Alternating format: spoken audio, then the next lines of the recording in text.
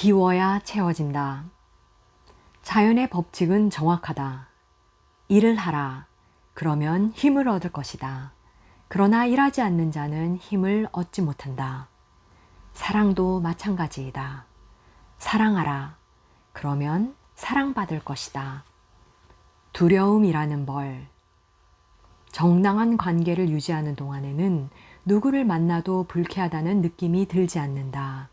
물이 물을 만나듯 두 갈래의 기류가 하나로 합치듯 본질적으로 완벽하게 융화되고 흡수된다. 그러나 이런 순수한 상태에서 벗어나 분리를 꾀하면, 다시 말해 나에게만 좋고 상대에게는 불리한 일을 시도하면 상대는 즉시 그 부당함을 직감한다. 이로 인해 상대가 나를 피하는 만큼 나도 상대를 멀리하게 된다.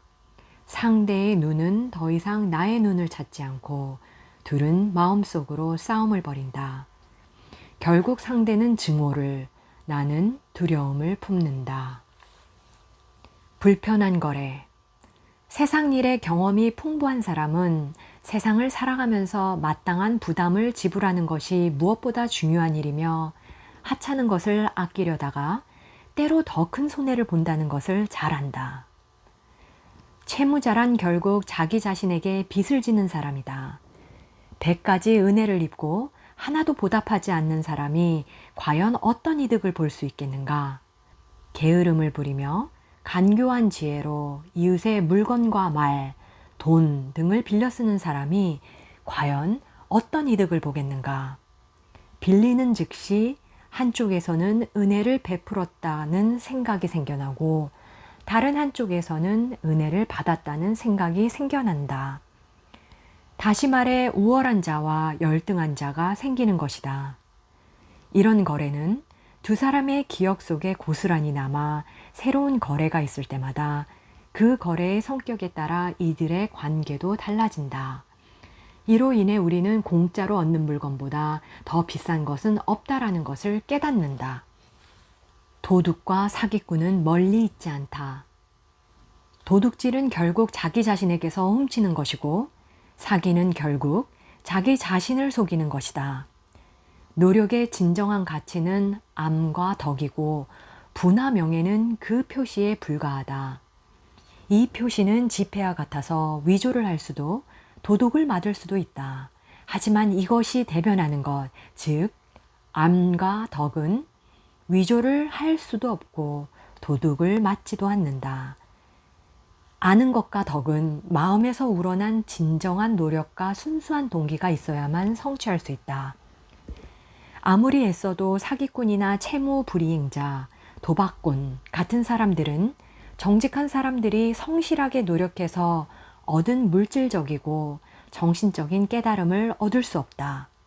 이것이 자연의 법칙이다. 일하라. 그러면 힘을 얻을 것이다. 하지만 일하지 않는 자는 힘을 얻을 수 없다. 단점도 때론 도움이 된다. 이솝 우화 속의 숫사슴은 자신의 뿔은 자랑스러워하고 다리는 싫어했다. 그러나 사냥개가 쫓아왔을 때 다리 덕분에 살고 이후에 뿔이 가지에 걸려 죽었다. 이처럼 누구나 일생을 살면서 자신의 단점에 감사해야 할 때가 있다. 진리와 씨름해보지 않으면 진리를 충분히 깨달을 수 없다. 마찬가지로 우리는 자신의 단점으로 고생해보고 자신에게 없는 장점을 다른 것으로 극복해봐야 자신의 장점과 단점을 정확히 파악할 수 있다. 예를 들어 사회생활에 장애가 되는 기질적인 단점을 갖고 있을 때는 어떻게 해야 할까? 이 단점을 계기로 혼자 있는 것을 즐기고 스스로를 돕는 습관을 길러야 할 것이다. 그래서 상처 입은 조개처럼 단단한 껍질 속에 찬란한 진주를 품어야 할 것이다. 지혜로운 사람은 약점을 힘의 근원으로 만든다. 우리의 힘은 우리의 약점에서 자라난다. 그래서 위대한 사람은 언제나 자진해서 낮은 자리에 서려 한다. 편안한 방석에 앉아 있으면 저절로 잠에 빠져들기 때문이다. 자극을 받고 고통을 겪고 패배를 경험해야만 비로소 무엇인가를 배울 수 있기 때문이다. 현실을 직시하고 자신의 무지를 깨닫고 자만의 망상에서 깨어나야만 절제와 진정한 능력을 획득하기 때문이다. 현명한 사람은 적의 손에 일부러 자신의 몸을 내던진다. 자신의 약점을 발견하는 것은 적보다 자신에게 이롭기 때문이다. 적에게 입은 상처는 곧 나아서 아물고 딱지가 앉아 쉽게 떨어진다. 그래서 적이 승리의 기쁨에 취해 있을 때 그는 이제 불사신이 되어 있다. 세상 모든 것은 스스로 평형을 추구한다. 파도가 높이 치솟은 정점에서 급속히 잔잔한 상태로 돌아가고자 하는 것처럼 세상의 모든 일은 스스로 평형을 추구한다. 세상에는 언제나 평형을 이루게 하는 상황들이 있기 마련이다. 이런 상황들은 지나치게 교만한 자와 강한 자, 부유한 자, 운이 좋은 자들을 보통의 다른 사람들과 똑같은 자리로 끊어내린다. 너무 고집이 세고 난폭해서 사회생활에 맞지 않는 남자가 있다고 하자. 그는 기질로 보나 태도로 보나 불량한 시민이다. 자연은 이 남자에게 여러 명의 아들과 딸을 점지해 줄 것이다. 아이들은 시골 학교의 어느 여교사반에서 즐거운 나날을 보내고 무뚝뚝하고 험상궂던 이 남자의 인상은 아비로서의 사랑과 걱정으로 인해 부드럽게 변할 것이다. 이처럼 자연은 화강암과 장석 같은 단단한 돌들도 부드럽게 만든다. 멧돼지를 내쫓고 어린 양을 불러들여 자연의 평형을 유지한다. 우주가 살아있는 이유. 인생의 모든 부분은 완벽한 균형을 이룬다. 신의 주사위에는 한쪽에 납이 박혀 있어서 언제나 같은 결과가 나온다. 세상은 구구단이나 방정식처럼 우리가 어떤 숫자를 넣든 결국은 넘치지도 부족하지도 않은 정확한 값을 우리에게 돌려준다. 소리 없이 그러나 확실하게. 어떤 비밀이든 밝혀지고 어떤 죄든 처벌되며 어떤 덕이든 보상받고 어떤 잘못이든 바로잡힌다. 이것이 우주의 필연 법칙이고 우주가 살아있다는 증거이다. 빛을 얻으려면 그림자도 받아들여야 한다. 우리는 위대해지고자 한다. 관직과 부와 명예와 권력을 얻고 싶어 한다. 그런데 우리는 자연의 한 가지 단면만 얻는 것을 위대해지는 것으로 착각한다. 쓴맛은 빼고 단맛 맛을 얻으려고 한다. 그러나 이런 분리와 나눔에는 끊임없는 반작용이 뒤따른다. 지금까지 이것을 시도했다가 조금이라도 성공을 거둔 사람은 아무도 없다. 우리가 어떤 것에 반만 취하고 감각적으로 좋은 것만 소유하려는 것은 외부가 없는 내부만을 혹은 그림자 없는 빛만을 얻으려는 것과 같다. 피할 수 없는 삶의 조건. 인생에는 피할 수 없는 여러 조건들이 있다. 어리석은 사람은 그것을 피하고자 하고 어떤 사람들은 알려고 하지 않는다.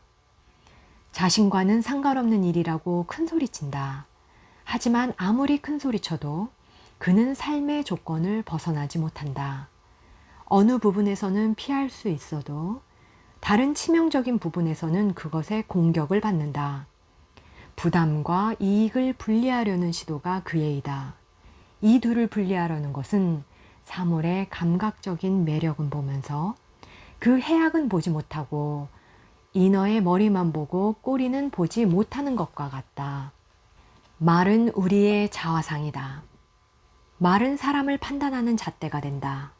원하든 원하지 않든 우리는 말 한마디, 한마디로 상대의 눈앞에 우리의 자화상을 그린다. 모든 말은 그 말을 하는 사람에게 영향을 미친다. 말하자면 말은 고래를 향해 던진 창과 같다. 창을 던지는 순간 배 안에 밧줄이 풀리면서 창이 날아간다. 그런데 창이 잘못 만들어졌거나 던지는 방법이 서툴면 타수가 창에 베어 몸이 두 동강 나거나 배가 침몰해 버릴 수도 있다. 이처럼 말로 다른 사람에게 상처를 주면 자신도 반드시 해를 입게 된다. 영혼의 성장만이 진정한 이득이다.